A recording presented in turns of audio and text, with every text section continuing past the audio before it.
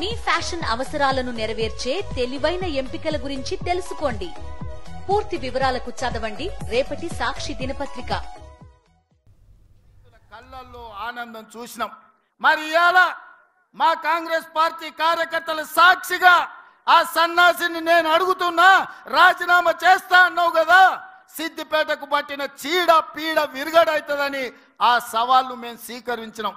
మరి ఈ రోజు ఆ సన్నాసి ఎక్కడ దాక్కున్నాడని నేను అడుగుతున్నా. నేను వివరాలు పంపిస్తా. 2 లక్షల వరకు ప్రతి రైతుకు ఈ రోజు రుణమాఫీ చేసిన చరిత్ర, ఇచ్చిన మాట నిలబెట్టుకున్న చరిత్ర. 15 ఆగస్టు నాడు పండగ ఉన్నా, కార్యక్రమాలు ఉన్నా, ఇచ్చిన మాట ప్రకారం మేము వెయ్యాల్సిందే అని 3 విడతలు 27 రోజుల్లో 15 ఆగస్టు లోపల 2 లక్షల లోపల రుణమాఫీ అందరికీ చేసినాం. ఇవాళ 2 లక్షల పైన ఉన్న రైతులు ఎవరు ఆందోళన చెందాల్సిన అవసరం లేదు. 2 లక్షల పైన రుణమా ఉన్నవాళ్ళు 2 లక్షల పైన ఉన్న రుణాన్ని మీరు బ్యాంకులో చెల్లించండి.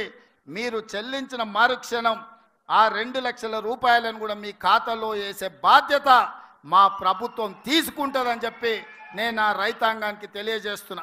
ఇదే కాదు, పెద్దలు ఉత్తమ్ కుమార్ రెడ్డి గారి నేతృత్వంలో ఉన్న సివిల్ సప్లైస్ కార్పొరేషన్ ద్వారా రైతులకు 500 రూపాయలు వడ్లకు బోనస్ ఇస్తామని చెప్పినాం. రాబోయే పంటలో రైతులు పండించే సన్న వడ్లకు 500 రూపాయలు బోనస్ ఇస్తామని ప్రకటించినాం. దానికోసం 2000 కోట్ల రూపాయలు ఈ రోజు బడ్జెట్లో కేటాయించినాం. ఉత్తమ్ కుమార్ రెడ్డి గారి నేతృత్వంలో సన్న వడ్లు పండించిన ప్రతి రైతుకు 500 రూపాయలు బోనస్ ఇచ్చి ఆదుకునే ప్రభుత్వం మాది. ఇది రైతు రాజ్యమని నేను ధైర్యంగా చెప్పగలను. అందుకే మిత్రులారా, ఇదే కాదు, తెలంగాణ ఉద్యమమే నిరుద్యోగ సమస్య, తెలంగాణ త్యాగాలే ఉద్యోగ సమస్య. 10 సంవత్సరాలు ఎవరికి ఉద్యోగాలు ఇవ్వలే, నిరుద్యోగుల సమస్య పట్టించుకోలే. పాదయాత్ర సందర్భంగా నిరుద్యోగ యువకులకు, కాకతీయ ఉస్మానియా యూనివర్సిటీ విద్యార్థులకు నేను మాట చెప్పిన, కేసీఆర్ కేటీఆర్ ఉద్యోగం ఊడగొట్టండి, వేలాది ఉద్యోగాలు మీకు ఇచ్చే బాధ్యత నాది అని. ఆ మాట ప్రకారం కేసీఆర్ కేటీఆర్ ఉద్యోగాన్ని మీరు ఊడగొట్టినరు. 90 రోజుల్లో 30,000 ఉద్యోగాలు ఇదే ఎల్బీ స్టేడియంలో ఇందిరమ్మ పాలనలో కాంగ్రెస్ ప్రభుత్వం ఉద్యోగ నియామక పత్రాలు నిరుద్యోగులకు ఇచ్చింది. ఇదే కాదు, 30,000 నియామకాలనే కాదు, 35,000 ఉద్యోగ నోటిఫికేషన్లు ఇచ్చినాం. ఇవాళ పోటీ పరీక్షలకు నిరుద్యోగులు ప్రిపేర్ అవుతున్నారు. ఈ సంవత్సరం ఆఖరు లోపల ఇంకొక 35,000 ఉద్యోగాలు ఇచ్చే బాధ్యత మాది అని చెప్పి ఈ సందర్భంగా నిరుద్యోగ యువకులకు నేను మాట ఇస్తున్నా.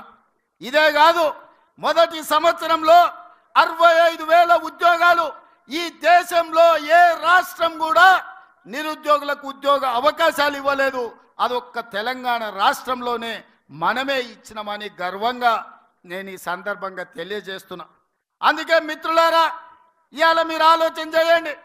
ప్రభుత్వం అద్భుతమైన కార్యక్రమాలు తీసుకొని ఈరోజు నిరుద్యోగ సమస్యను పరిష్కరించుకుంటూ టీచర్ల ట్రాన్స్ఫర్లు 10 సంవత్సరాలు, 10 కాదు 18 సంవత్సరాలు జరగలేదు.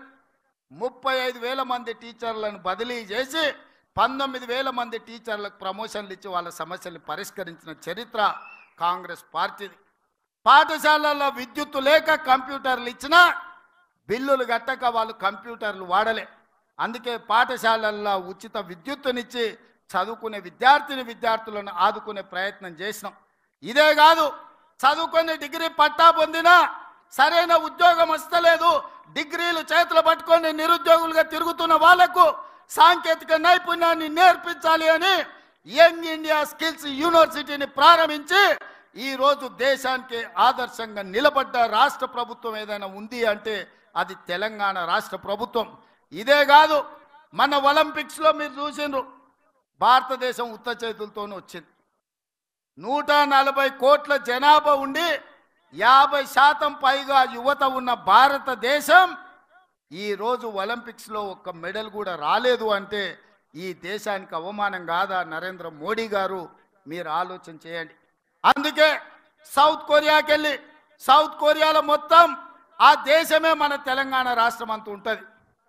అట్లాంటి దేశం దాదాపుగా 36 మెడల్స్ కొట్టింది. ఒక్క సౌత్ కొరియన్ స్పోర్ట్స్ యూనివర్సిటీలో 16 మందికి మెడల్స్ వచ్చినాయి. ఒకే అమ్మాయి 3 గోల్డ్ మెడల్స్ కొట్టింది. నేను అక్కడికి వెళ్ళి వాళ్ళని చూసిన. అక్కడ వాళ్ళకు ప్రభుత్వం కానీ ప్రైవేట్ వాళ్ళు కానీ ఆ యువకులకు సరైన శిక్షణ ఇవ్వడం వల్ల వాళ్ళు ఒలింపిక్స్లో మెడల్ కొట్టినారు. అందుకే తెలంగాణ రాష్ట్ర ప్రభుత్వం ఒక దీక్ష పూనింది. తెలంగాణలో ముఖ్యంగా sports university, young India sports university ప్రారంభించడం ద్వారా 2028లో ఈ దేశం తరఫున ఒలింపిక్స్ లో బంగారు పతకాన్ని సాధించే బాధ్యత తెలంగాణ తీసుకుంటది. అందుకే స్పోర్ట్స్ యూనివర్సిటీని ఇవాళ మనం తెలంగాణ రాష్ట్రంలో మనం ప్రారంభించుకుంటున్నాం.